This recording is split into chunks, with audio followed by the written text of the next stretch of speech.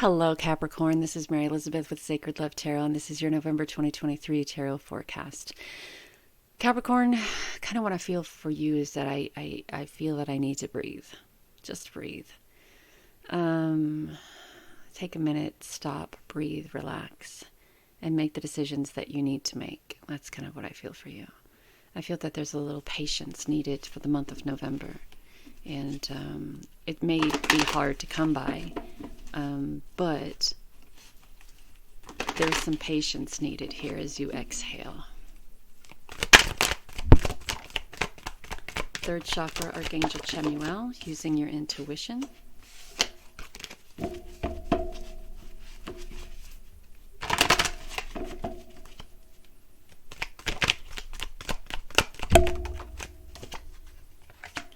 Contract.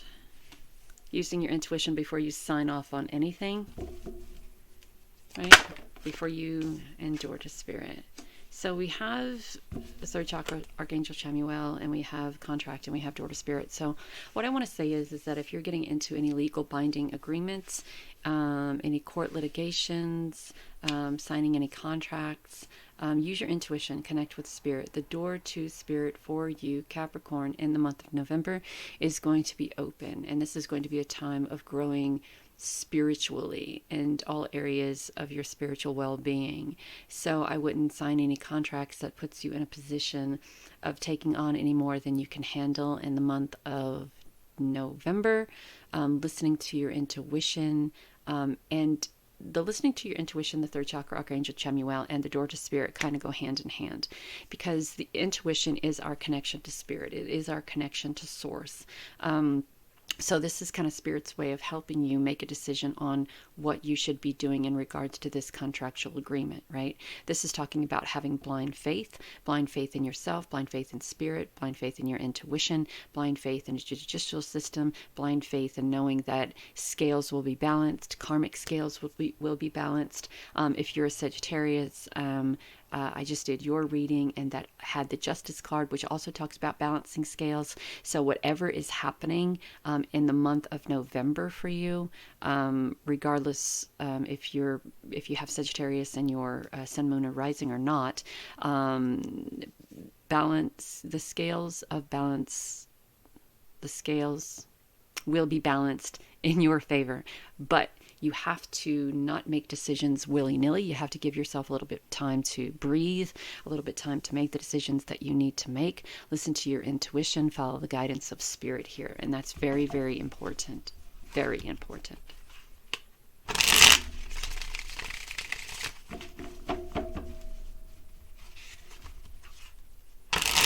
All right, let's see what our tarot cards say for you, Capricorn.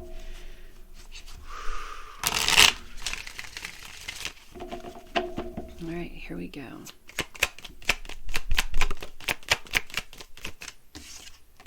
So we have the Three of Pentacles. So there may be a meeting in the month of November. Everybody has a lot of different ideas on what should be done.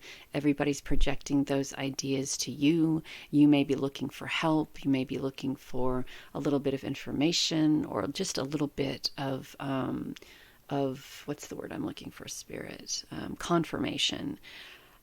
And even though this brings stability and balance, there seems to be not everybody on board on the same page, if that makes sense. So what one person's great idea would be, another person could be kind of turned off by it. You know what I'm saying? So even though this is a collaboration, and even though it's a meeting of the minds, follow your intuition here, because you don't have to agree to shit. You don't have to agree to the ideas of other people. That's not your responsibility. If you don't feel good about it, then say, you know what? I don't feel good about that, and walk away from it. If there's a probability of you being on board, maybe hearing them out a little bit more. And if you're on board, okay, that's great. But don't feel like you're obligated to acquiesce to the request of other people just because you're in a meeting to try to figure shit out. If you're not feeling right about it, then you're under no responsibility to say yes. or to go with their ideas or their plans. So just know that.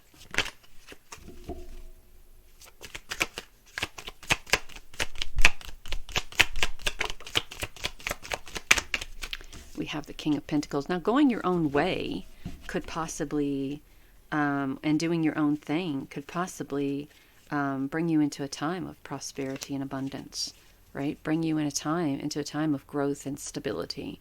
The King of Pentacles is the Midas touch. We talk about being very loyal to one's wants, needs, dreams, and desires here. We talk about being grounded and having the wisdom that we need to make the decisions that we need to make, regardless if that's signing contracts, having blind faith, or following our intuition, or even being in a meeting with a group of people and trying to decide, what feels right and what doesn't. You could follow somebody else's way and miss out on a great opportunity. You could follow your own way and miss out on a great opportunity. You can follow somebody else's path and step into something great, or you can follow your own path and step into something great. And that is where using your intuition and leaning more toward the knowledge of spirit works out wonderfully for you. And having blind faith with your connection to spirit and your connection to your divine navigational beacon system, which is your intuition. All right, learning new ways to communicate with people. I kind of feel like there may be a little bit of going back to school here. Finding new ways to communicate with people, doing something that you love, doing something that brings passion back into your life, finding a time of peace and stability doing that too. Learning new ways to verbally communicate with people, learning new ways to project your passion and your creativity out there. And this has the potential of bringing happiness into your life, and not just happiness into your life, but abundance into your life as well. So the Nine of Pentacles, the reason why she's sitting down and reading this book and having some wine and some grapes is because she recognizes that she's in a position to where spirit is working on her behalf. She doesn't have to do anything really, because she's planted the seeds. She has done the work for the seeds to take root. The seeds have planted into this beautiful, amazing tree due to her using her intuition, being open to spirit, being open to growth, recognizing that she isn't responsible or obligated to go in the direction of anyone, that she has the power to do and the wisdom to do what she needs to do for her, right? And that's why she isn't over there working her ass off. That's why she's sitting on that chair having a great and wonderful time reading this book and growing as she is reading and coming into prosperity and abundance while she is reading.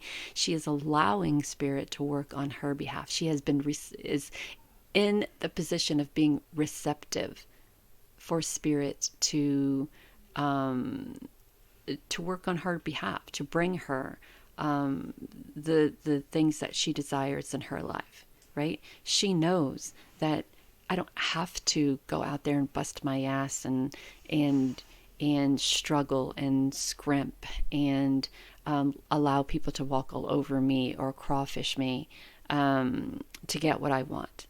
I know that by following this path, that I can do nothing and still receive what I want, need, and dream of and desire, right? You need to start releasing responsibility of shit that ain't your responsibility. You need to start releasing all of those burdens that you've been carrying around and step into a place of self-love, a place of fertility and fun. And it's okay. It's okay to be protective, but also to be affectionate. It's okay to be protective and also to be nourishing. It's okay to be protective and also come from a place of love and compassion. It is okay.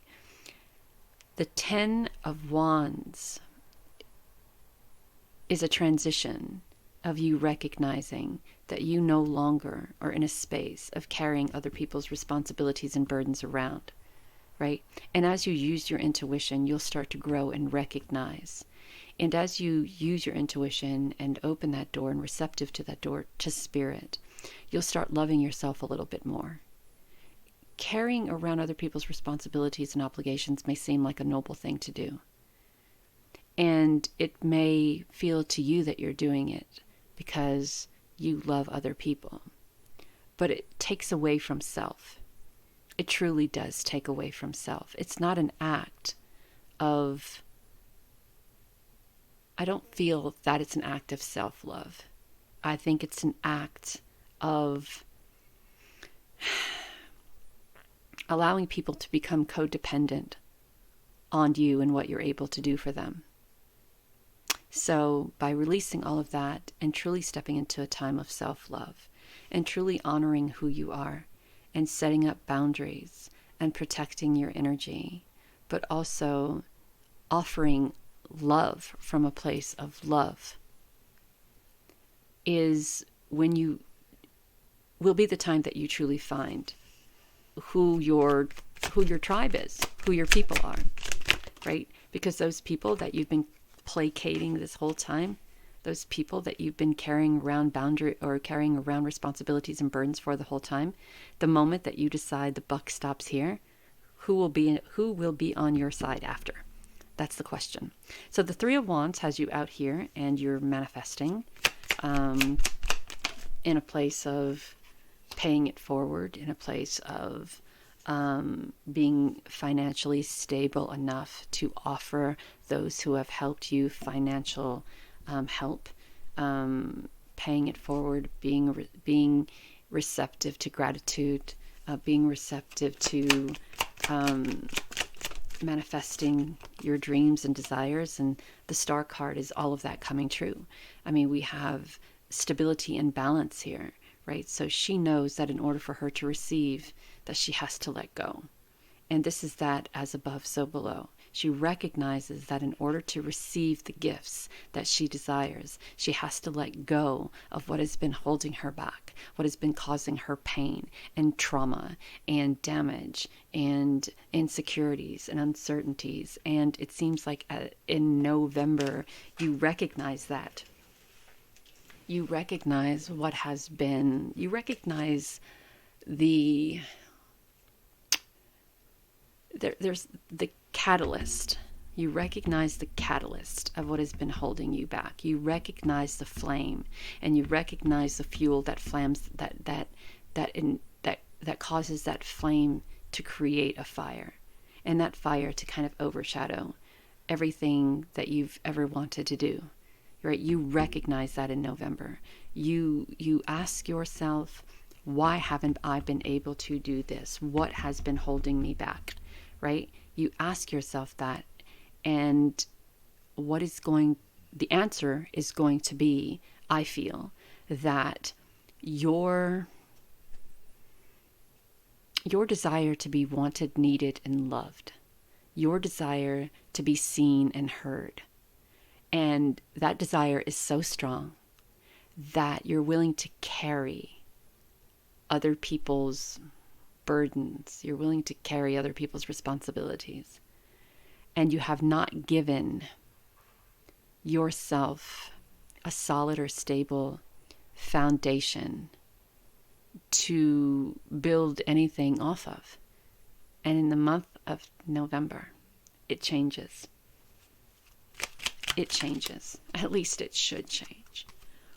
Look out for the signs. The universe has been gently nudging you forward by revealing to you signs and synchronicities. Signs, listening to your intuition. Signs, paying attention to the signs from spirit all around you.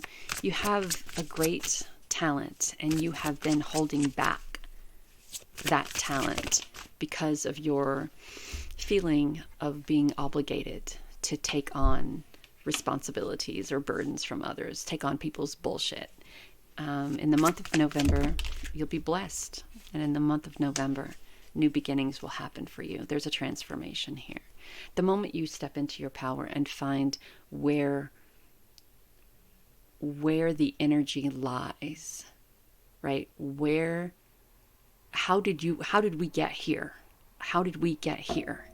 Right? Hasn't been an ongoing thing, or is this something new? But how did we get here? How did we get to the point to where we carry around the responsibility and obligations of other people and no longer strive for our wants, needs, dreams, and desires, no longer step into our talent, no longer give our talent the passion that it needs to flourish and to grow? When did that happen? Hasn't been something that has been going on your whole life? Is it something that has been going on for 5-10 years? Is it something that just happened? Find out where that is and nip that shit in the bud. I hope that helps, Capricorn. Talk soon.